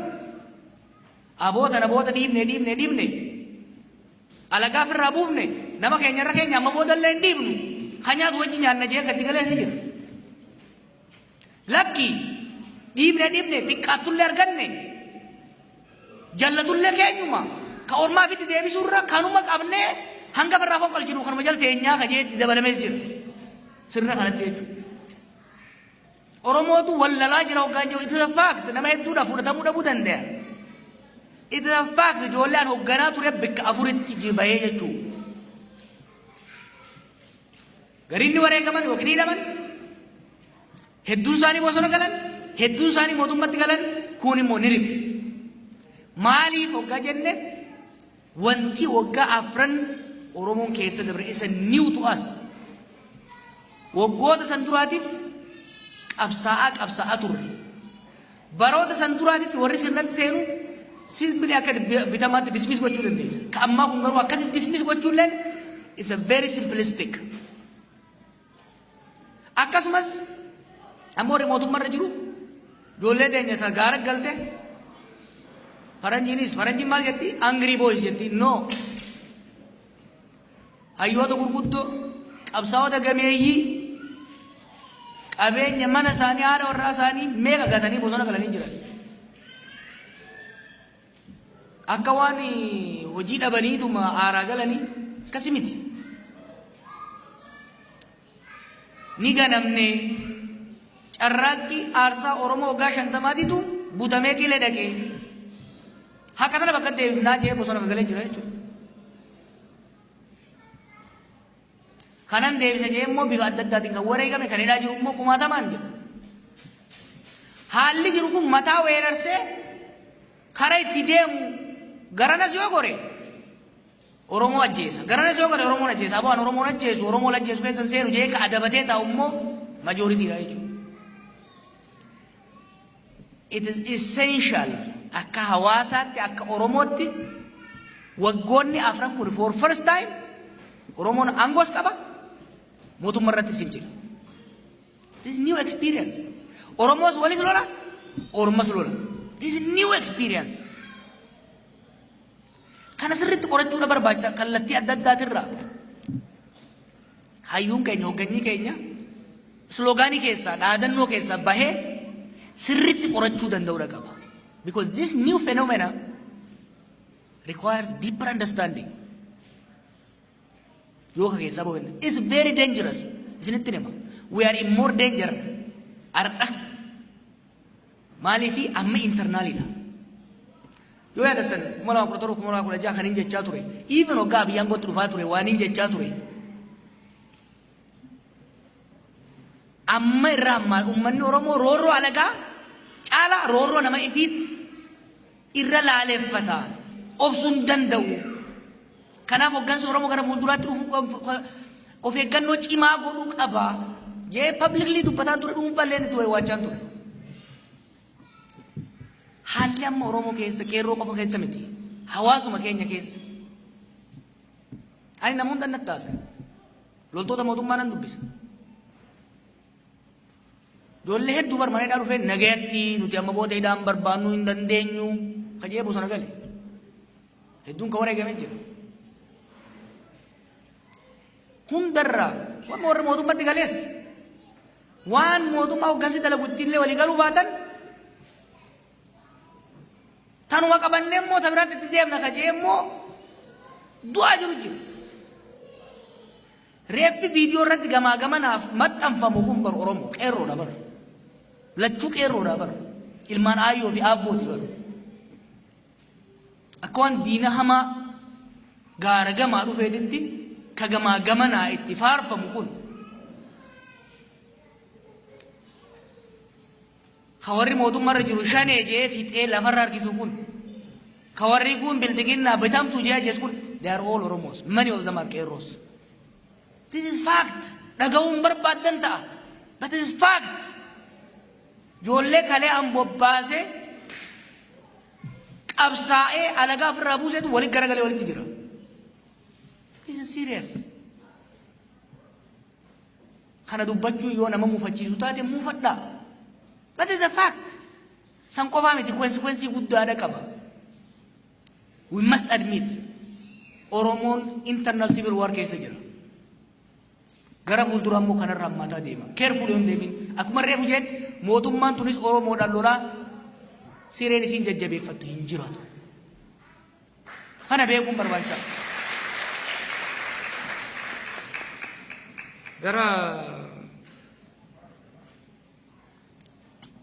Gara liqaatti debt. Ekonomiin Itoophiyaadhaa gaafa qabsoon qeerroo eegalerraa gadi deemaa ture. Maaliif giddugalli tarsiimoo keenya diinagdee dadhabsiisu ture. Maaliif xiinxala reefu isin agarsiifnerraa sirni yeroo san ture maal barbaada? It was an extractive system. Sirna san dadhabsiisuudhaaf diinagdee isaa dadhabsiisuu qabna. Foreign investment, internal trade kanarratti fuulleffannee hojjenne. Wanni isaa olaaltan 2015 irraa kaasee gad deemaa jira diinagdeen. Diinagdee gadirrataa jalaan dhimmisaa jiru kana inumaa'uu lola itti eegaluudhaan dhimmuunsaa akka dabalu. Lammaffaa galiin gubbaa immoo akka hir'atee olmoos dhaabbatu ta'e jechuudha. Diinagdeen hamma ati reefu jette kana ol rakkoo keessa jira. Kun qaaloomina jireenyaati irratti amma wanni argaa jirtan by the way dhiibbaan lola waggoota sadan kana reefu amma eegala malee waggoon lamaan sadan as dhufu dabalatee. Maaliifi biyyattiin if nyaataa turte. It's a war economy. Kanaaf liqaa eenyu itti gaafatama. Kan itti gaafatamu mootummaa idaan garuu kan hundaati. Waan achitti deemu kanaaf itti gaafatamummaa guddaa abbumaan gorra jiruutu fudhata. Maal sii godhe biitii facaatee diinagdee caccabee biitii adii gadi booda yoo fanniftes maal bu'aa qabu. Idaan ilmaanuma teenya. Saniif lolan irraa dhiisaa wanni jennuuf jaalala isaaniitiif miti. Qabsoon kaafa'oo filannuma qofa eeguudha. Oromoo dammaqa. Wanti filannoo jedhamu hin jiru. Biitii kana kana itti fufnaan filannoof dhiisi. Qircaafuu hin jirtu. Bifa ammaa kana itti fufnaan. Filannoo kana waggaa 4 duraatiif yaaddanii. Ammoo mootummaa jarbiisi kursii jala qabu. Kursii nurraan diibina ce'umsa ngoonu maal. Karaa ammaatiin diinagdeef siyaasan biyyataniitti fuufnaani. Wanni akkasiin jiraatu. Kanaaf dursi wanni kaafaa'uun karoora lafa kaayatee ittiin deemaa jiru dursa lolli dhaabatee biyyi baraaramu. Reefu sinii kaayee bara. Lola dhaabuu, sanboota negotiation keessa seenu, sanboota araara buusuu, sanboota democratization. Saniif immoo tarsiimoo qabsoo akkuma reefu sinii jee waayitawaa ta'e kan sirna sanis harka micciiree kanatti deebisuu danda'u. Irratti itti hojjetaa jirraa bu'aa sirraa argaa jirra. 2018 jaarmeewota ka jette hedduu carraa sagaleen akaafee diddeetti itti himatti. Hedduu carraa reefu maaliin isin jee rakkoo kana nu keessa nu galchi keessa tokko aangoon beeynuuti. Aangoon numa cafaqaa turte malee takka aangoo qabannee akkaataa itti aangoo exercise godhan kana hin beeynu. Tiyoorii dubbifne irraa kaaneeti waan tokko yaalaa turre. Aangoo beekuu dhabuun keenya wantoota hedduu kasilaa dalagamuu danda'an addoonni goone. Amma waa'ee lakkoofsaati kaafte ka sirri ture bara. At the end of the day power sharing paartileen hoggaa tumsa uummatan qooda walii kaayuun dirqama. Garuu yeroo nuti sen godhaa turretti dubbiin hedduu fagaattee turte jechuudha. Gara fuuldura sammatti deemina. Ka abaa wajjin hariiroo cimaa qabna. Tumsa qabna. Hogganoonni keenya kaleessa agartanii jirtan dhaqanii dubbisaa jiran. Nuyi akka kaafaa'utti seera baafannee qabna. Dhaaba qabsoo dhiisi dhaabuma faallaa keenya jiru maqaa balleessuu irratti. Maal gurratti deemu bobba'uun barbaadu bu'aan qabu sun. Jaarmayni faallaa wayii dhaabate bakka takkan ta'u we are built to do something. Miseensi keenya keessattuu hoggansi keenya kan waan akkasii hojjetu yoo jiraate ni adabna jechuudha. Ni sirreessina dinnaan of keessaa mancaafne ariinee jirra bara. Agartanii hedduu isaa kan miidiyaa wanni irraa lallabu koree hojii raawwachiiftuu keessa karee jiddu galeessaa keessa warra daandii irraa maqe keessattuu warra bifa adda addaatiin jaarmoota biraa namoota biraa tuqu no tolerance. Kanaaf kodo kondaa qabnaa bifa saniin deemna jechuudha. በአማርኛ ያልተነሳው ጥያቄ በመጀመሪያ እንደ ኦኤፍሲ ኦነግ ሸኔ የሚባል ድርጅት አናውቅም እኛ። ኦነግ ሸኔ የሚባል ድርጅት የለም። በኦሮሞ ተቃውሞ ጎራ 3 ድርጅቶች አሉ። የኦሮሞ ነጻነት ግንባር ተመዝግቦ አገር ቤት ያለ፣ ኦፌኮ የኦሮሞ ፌዴራላዊ ኮንግረስ እኔ አባልና አመራር ያለውበት እና የኦሮሞ ነጻነት ጦር ኦኤልኤም ይባላል። ልጆች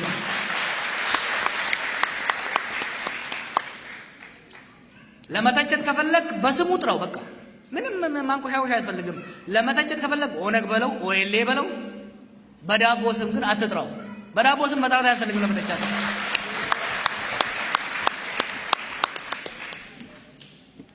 ዘጠና አንድ እንደዚህ ወያኔ ይሄን አደረገ እኛማ ያልሆነው ነገር የለም።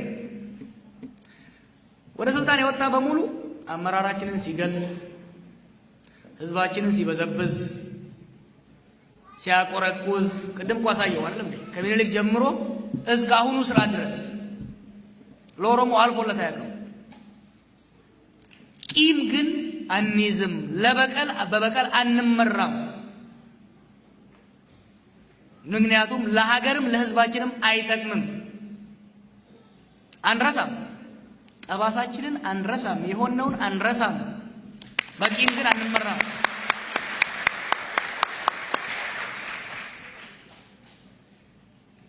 ከዛ በፊት የነበሩ መንግስቱ ኃይለ ሥላሴ ምኒልክ ያደረገውን እርሱት፣ ወያኔ ያደረገውን ደግሞ አትርሱት። ወያኔ ያደረገውን እርሱት። ከዛ በፊት ደርግ ኃይለ ሥላሴና ምኒልክ ያደረገውን አትርሱት። ኖ ሁሉንም አረሳምኛ አንድ በማንኛውም ላይ ደግሞ በበቀል ተነሳስተን አንመራም። ጨቋኝ ስርዓቶችን ስናስወግድ እዚህ ደርሰናል። ወደፊትም እናስወግዳለን። በህዝቦች መካከል ሰላም፣ ፍትህ፣ እኩልነት እንዲሰፍን ውድ የሆኑ ህይወታቸውን በገበሩ ልጆች እዚህ ደርሰናል። ወደፊትም ለመገበር ዝግጁ ነን። በጥላቻ አንመራም። ኦኬ። ይሄ የምታየው ህዝብ እኔ ለምለው ነገር ሆስታይል ነው። ምክንያቱም ባለፈው 2 ዓመት የኦሮሞ ህዝብ የሄደበትን ሰቆቃ፣ መከራ፣ የሞራል ስብራት ለመረዳት በጣም ከባድ ነው። ያንን ህዝብ ፊት ለፊቱ ቁጭ ብዬ ስለ ሰላም መስበክ፣ ስለ ይቅርታ መስበክ ምን ያህል ከባድ እንደሆነ አውቀዋለሁ። ግን ለሀገር፣ ለህዝብ፣ ለራሴም ህዝብ፣ ለሌላውም ህዝብ የሚበጀው በበቀል ህዝብን ማነሳሳት፣ በጥላቻ ህዝብን ማነሳሳት፣ ስኮር ሴትሊንግ ውስጥ መግባት ሳይሆን ህዝብ እንዲታገስ፣ እንዲችል፣ እንዲረሳ ሳይሆን ጠባሳው እንዳለም ሆኖ በሌላውም ሆነ በሱ ላይ ሌላ ቁስል እንዳይመጣ መስራትን መርጠን ነው የሰራው ያለው። ይሄ ህዝብ ያቆራኛል። ፊት ለፊቱ ቁጭ ብዬ የምጋፈጠው የምተማመነው የማምነው ህዝብ ስላለ ነው። የነዋይ አንተ ያልከው መከራ ትንሽ ነች። አጋሮ ላይ ነው አይደል? ሁርሶ ላይ ምን እንደሆነ ታውቃለህ? ቃሊቲ ማዕከላዊ እኔ የታሰርኩበት ቤት ከጎኑ ጉድጓድ አለ። እንደዚህ ወደ ውስጥ የሚገባ አንድ ፖሊስ ምን ነገር ይመስል ከአምቦ አቴክ አራውንድ 2012 አካባቢ ከአምቦ አካባቢ 20 ምናምን ልጆች ይዘው መጣው ከተቷቸው። የዛ ጊዜ የፌደራል አፌርስ ሚኒስተር ነበር መሰለኝ። ራሷቸው እዛው ከ15 ቀን በኋላ ሲመጡ ደርቀዋል፣ አልቀው። ኦኬ። የኛ ህዝብ ይሄና አራስቶ አይደለም፣ በየቀበሌው ያውቀዋል። ነገር ግን በትግራይ ህዝብ ላይ ወረራ ሲካሄድ፣ በትግራይ ህዝብ ላይ ያሰቆቃ ሲደርስ የትናንትናውን ቂም አነሳስቶ ምን አገባኝ አላለ። ከጎናቸው ነው የቆመው፣ ከማንም ህዝብ በላይ፣ ከማንኛውም ህዝብ በላይ። ስለዚህ እኛ እንደ ኦሮሞ አመራር ለህዝባችን ቂም በቀል መስበክ አንፈልግም። በህዝባችንም የሚበጀው ለኦሮሞም የሚበጀው ለአማራውም ለትግራይም ለጉራጌውም ለስልጤውም የሚበጀው የትላንትናውን ጠባሳ መካድ መሸፋፈን ሳይሆን ተማምኖ ወደፊት ሌላ ቁስል እንዳይመጣ መስራቱ ነው ብለን ነው የምናምነው። በግሩፕ አላምንም፣ በግለሰብ ነው ላልከው እኔ በሁለቱም ነው የማምነው። በሁለቱም ነው የማምነው። በግለሰብ መብትም በግለሰብ ሚናም፣ በግሩፕ መብትም በግሩፕ ሚናም። እኔ ጃዋር ሲራጅ መሐመድ እንደ ግለሰብ አለው ኦሮሞ ነኝ። የኦሮሞ ህዝብ መብት ሳይከበር የኦሮሞ ህዝብ መብት ሳይከበር የጃዋር መብት ፈጽሞ ሊከበር አይችልም። የኦሮሞን ህዝብ ከጀርባዬ ሳይኖረኝ ለኢትዮጵያም ለህዝቦቿም አንድ ነገር መፈየድ አልችልም። ፋክት ኢዝ ዚስ።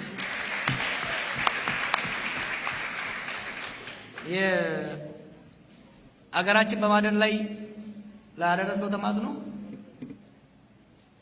ትክክል ነው። እኔ ብቻ አይደለሁም ያለው አመራር በሙሉ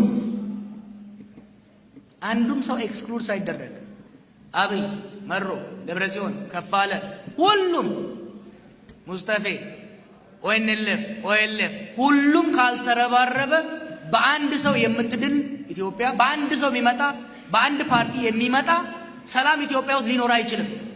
ኮሌክቲቭ ሀገራችንን ከመፈራረስ ህዝባችንን ከመተላለቅ ለመታደግ ካሰብን ረጋ ማለትን፣ አብሮ መስራትን፣ መቻቻልን መልመድ መቀበል ግዴታ ነው ብዬ ነው የማምነው። ከኔ ቦሌቲን ዲያቺ ካፍቴ biyya san keessa humna baay'ee jira. Dhugaa qabsaa'onni dhugaadhaan roorroon itti hammaatee bosona galan jiran. Durriyyeen immoo ka warri mootummallee jaare ka ifiif jaarellee hedduu jira biyya san keessatti. Marroon torbaan lama dura waan dubbate dhageessaniiti. abbaan qabeenyallee waraana qaba bara Itoophiyaa keessatti amma hamila keessanii achi isinirraa dho'isina malee Oromiyaa keessa wanni deemu waraana marroof abii hoogganan qofa miti ka sheeyxaanni hoogganuu illee dhabamu biyya san keessa amma kanaaf kabiraa dhiisi I am not sure waraanuma security Itoophiyaa guutuyyuu abii qopaasaa waan hoogganaa jiru irratti fakkaatu humni adda addaa sadarkaa adda addaatti qaacaasaa mootummaa keessa jiru humna ijaarratee biyya ittiin saamaa jira taayyee waan jedhu dhagaa jirtanii miti kan qaanfannu isaanuu gabbaasaa jira kanaaf ergaan ati qabdu gaarii ta'ee osoo jiru adda baasuuf yaaluun barbaachisaadha hamma danda'ametti yeroo ammaatti Oromoon dhaaba kana balaaleffachuun deemuu osoo hin taane hamma danda'ametti walitti harkisuu irratti fuulleffachuudha barbaachisa walitti harkisuu irratti maaliif haanni kun amma caalaa kana caalaa yoo adda harkifne adda cita kanaaf waan dubbattan keessatti if eeggannaan dubbadhaa hoggoo faarsitanis if eeggannaan hoggoo abaartanis if eeggannaan deemaa jechuun barbaada waliigalatti saallee waan deemeef waan keessaan natti ergame takka lama isin deebiseetiin deema tokkoffaa waa'ee nagaa ka haasoitu abiyyi sibitee naan jedhamnes keessa jiru tokko reefu tekstiidhaan dhugaa isinitti himu waan uummata Oromootiif ta'u waan sabaaf sablammoota saniif ta'u waan biyya sanitti nagaa fidu waan hiraaraas deemaa jiru kan hanqisu osoo dalagee abii nabituun qabu ambilaashiniin hiriiraaf wanni hin jiru an gatiin xiyya uummata Oromoodhaati uummata kanan tajaajiluudhaaf jiru an hin bitamu gurguramu karaa qajeelaa garraan garuu bilaashin salfii galaa kanan shakkina karaa qajeelaa deebiidhaan hanga waan saba kanaaf biyya saniif ta'u karaa irratti hin deebinetti garuu kumaa kitalaa fi ziqaa kiiloo kuma beetenillee bitamus achi turuu hin danda'u kanuma naa qabadhaa laal Toronto dhaamsaan isinii qabu biizoo irra koohee seenaa jirti dubbiin ta durii miti xaxaan biyya san keessa seenaa jiru guyyarraan baqqalaan maal jaa sheeyxaanni addunyaarra jiru kunuunti waan achi godaanee na fakkaata jaabeeta nama amantiitiin kanaaf hamma danda'ametti namni keenya qalbiin haa laallu hayyoonni keenya immoo dhaadannoo fi waan durri saayikil godhuu keessaa haa baanu haa qorannu waan biyya saniif naannoo san keessa deemaa jiru lolli amma Raashaa fi Ukraine kun dhiibbaa guddaa naannoo san fidaa jira haalli Suudaan keessaa waan qabu qaba jijjiiramni Soomaaliyaa keessaa waan qabu qaba siyaasaan teenya tarsiimoon teenya haala jijjiiramaa jiru kana wajjin saffisaan wajjin deemuu danda'uu qabdi gaafiin kanarraa reebu ka'e hayyoonni waliin dhageessanii nu hayyoota ni dhaggeeffanna jaarmee qabna dhiiroo akka durii miti miseensa jaarmeeyaati hunda caalaan hoogganaa fi miseensa jaarmeeyaati dhaggeeffanna ummata kaanis ni dhaggeeffanna garuu amma gaddaa taa'ee dhaggeeffachaa hin jiraatu waan hin beekuun gara fuuldura tarkaanfata yaanni nu dhiyeessinu fudhatama qabaachuu baannaan yaada sanirra wayyaa nu dhiyeessuu qabaayyuun garuu hanga inni taa'ee haalaan alu nuti ciifnee ummata keenya rakkoo keessatti hin laallu jechuu hanga beeknu gara fuuldura deemu waan beeknu waan dandeenyu waan qabnu gara fuuldura deemu deemaa dhaggeeffanna malee ciqilfannee alanfataa hin dhaggeeffannu jechuu gara fuuldura deemna maaliif rakkoon ummata keenya saniif nuun hayyamu kanaaf laal marii kanatti hubna Oromoo keessatti honest discussion has to take place nama structure bifa ta'een garuu waliin mari'achaa gara fuulduraa deemu irratti nu akka kaafootti aan akka jawaaritti rakkoon ummata teenyaa hirriba nutti hin dhiiftu rakkoon ummata teenyaa teenyee alala dha'uu nyakkisaa oolu nu hayyamtu Kanaaf hamma dandeenyetti gara fuuldura deemna. Warri nutti amantan nu gargaara. Warri nutti amanne immoo karaa ni baase jee gargaara. Hanga rakkoo uummata keenyaa furetti nuti sheexana wajjin illee ni dalayna. Nagaan naa bulaa. Shafuudaka